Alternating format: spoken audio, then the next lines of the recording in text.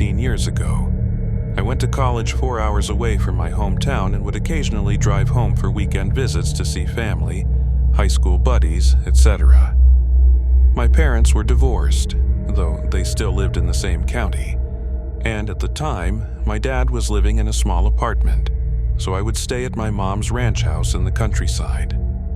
One weekend, I'd been out at a late-night techno bowling event with friends and was driving back to my mom's place in the early hours of the morning. Since she lived out in the boondocks, it wasn't uncommon to go the entire drive without seeing another car. As I was driving along these dark country roads, minding my own business, I noticed a car following me.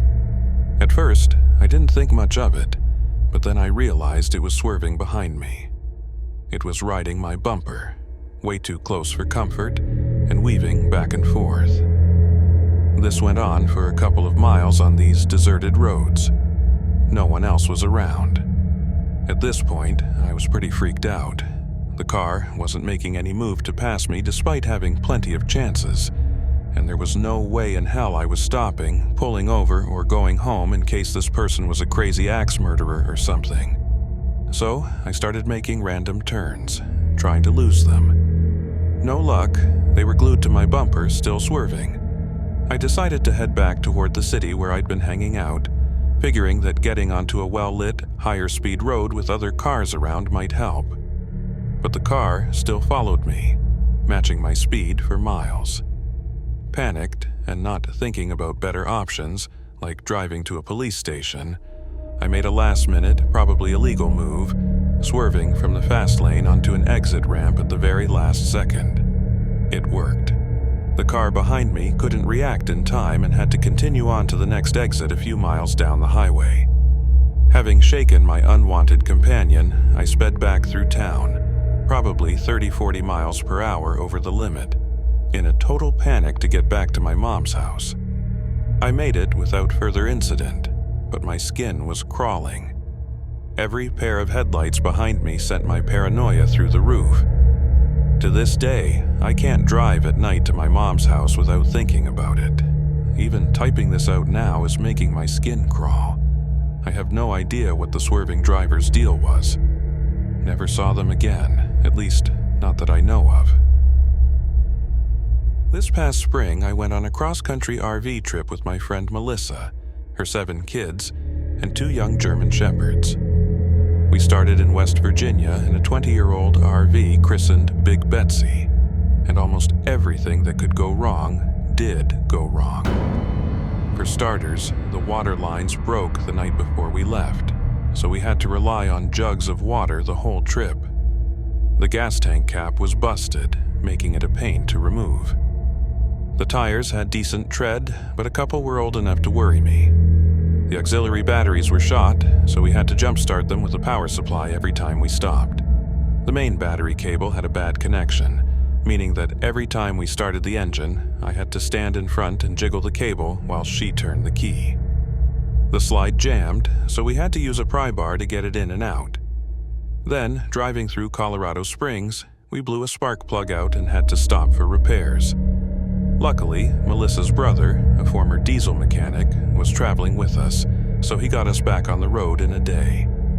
Still, we were having a great time, taking in the scenery and stopping at landmarks and national parks. Garden of the Gods, Mesa Verde, the Grand Canyon. The furnace went out the night before we reached the Grand Canyon, and temperatures dropped to 17 degrees. I spent the night getting up every hour to heat the RV with the propane stove, shutting it off to rest, then repeating the cycle. We visited Roswell, Las Vegas, and Malibu to see the ocean, then spent a couple of days in LA before heading up to Yellowstone. The park was stunning, but so was the drive there, from California through Utah and Idaho, just breathtakingly beautiful. After Yellowstone, we had to leave through the west entrance because the other roads east and south hadn't opened yet. We drove into Montana, where Melissa's brother insisted on getting off I-90 onto a 2-lane highway through the Crow and Northern Cheyenne reservations. He was always driving about an hour ahead of us since his RV was faster, and because he's a bit reckless, but we didn't want to be too far behind in case we had engine trouble again. I had serious reservations, no pun intended, about taking a remote back road at night, but we didn't have much choice. We took the ramp to Route 212, had just entered the Crow Reservation and stopped for gas. Immediately, something felt off. It was past 10 p.m., and as I pumped gas, I could hear children running and playing somewhere in the dark. Cars kept pulling up slowly, checking us out. I got back into the RV, and before I could say a word, Melissa muttered, "Get us out of here. It's creepy as fuck." We took off down 212, chasing her brother. All right, he did save our asses in Colorado Springs, so maybe idiotic is too strong a word. There was nothing out there. Just inky black skies, long desolate roads, and tiny clusters of 4 or 5 houses every few miles. The moment we lost cell service, I started praying that nothing else would go wrong. But I couldn't shake the feeling that something was watching us. Then the dogs started whining in their cages. The unease lingered, and I really didn't want to stop, but Melissa insisted we had to let the dogs out, or we'd be dealing with a mess. I pulled over next to a big open field, while she and her 2 oldest daughters, Ariana and Isabella, leashed up the dogs. The second I opened the door, the German Shepherds bolted outside and immediately locked onto something in the darkness. They went apeshit, barking, snarling, lunging against their leashes. The girls struggled to hold them back. My pulse spiked. I glanced at Melissa. She looked just as freaked out as I felt. Without thinking, I reached into the overhead compartment and pocketed my handgun. We got the dogs back inside and tore off down the road, fully expecting to find a mess in their cages later. But even after we took off, they kept whining. About 30 minutes later, Melissa said we had to stop again. I did not want to because the whole time I still felt like something was watching us. My mind raced through every terrifying story I'd ever heard. Spirits, Wendigos, skinwalkers. I told myself I was just being paranoid, that the dogs probably smelled a fox or coyote. But the alternative was cleaning up dog shit on the side of a deserted highway in the pitch dark, using jugs of water. So I stopped. This time, I took my gun with me and walked outside with the girls as they let the dogs out. I remember thinking, I don't know what good a gun will do against evil spirits, but I'm not going down without a fight. The second their paws hit the ground, the dogs started howling. The hair on my neck stood on end. I looked at Ariana. Her face was frozen in terror. "Get them back in the RV," I said, my voice tight. "We're getting the hell out of here." Hazel, one of the shepherds, would not get back inside. She was straining so hard against the leash that Ariana couldn't budge her. Without thinking, I picked up this full-grown German shepherd and heaved her through the door. As I reached back to slam it shut, a horrible thought flashed through my mind. This is the part where something with claws grabs my arm and pulls me into the night. But nothing happened. The dogs were still whining in their cages as I jumped into the driver's seat and floored it. Melissa, pale, leaned over and whispered, "What is going on out here? Don't you feel it? Am I crazy? Or does something feel really wrong?" I glanced at her and remembered one of the big rules of skinwalker lore. You don't talk about them. You don't even think about them if you can help it, because it draws their attention. I shook my head. "No, you're not crazy, but we can't talk about it right now. Just trust me on this." She nodded, but I could tell she was rattled. Then, as we crested a hill, I looked back at the road. And there, standing upright in the middle of the highway, was a massive white rabbit. Looking back now, I'm sure it was just a little bigger than normal. But in that moment, it looked huge, easily 3.5 feet tall. I swerved Big Betsy around it, barely keeping control. That was it. "I don't care if the dogs shit in their cages," I said. "I'm not stopping again." And I didn't, and thankfully, neither did they. We made it safely to Spearfish and spent the night there. After visiting Mount Rushmore the next day, we finally talked about what had happened. When I explained why I didn't want to discuss it in the moment, Melissa nodded. "Yeah, I knew," she said. "I've read plenty about Native American legends." Later, I chuckled at a thought.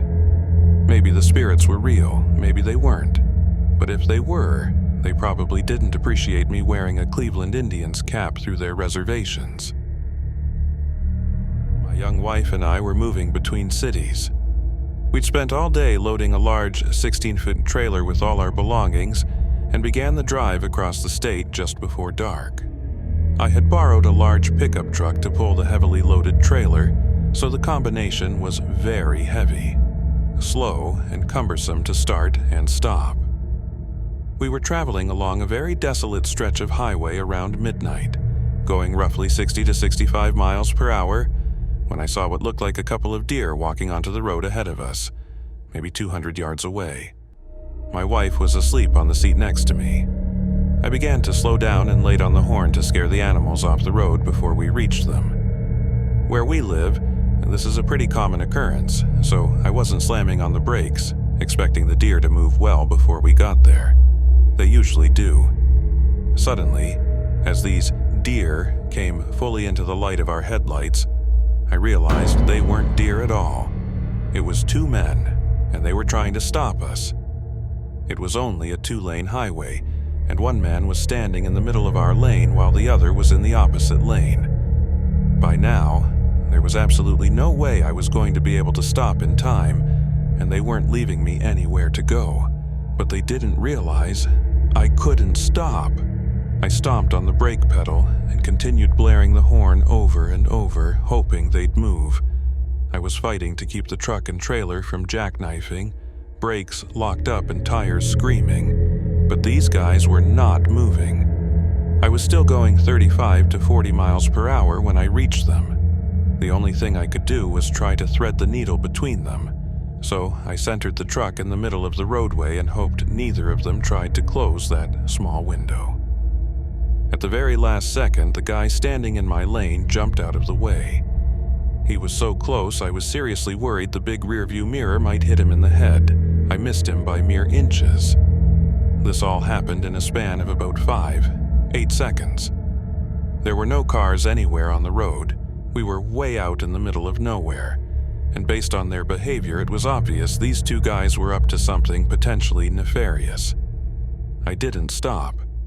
I had come way too damned close to killing them.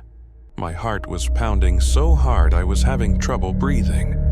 I didn't even realize until afterward that when I had slammed on the brakes, my wife had slid off the seat onto the floor. This was before seatbelts were mandatory. Groggily, she got up and asked, "What the hell happened?" She had missed the entire ordeal. Certainly not unexplainable, but it scared the shit out of me. I've never come so close to killing someone in my life, and I truly hope I never do again.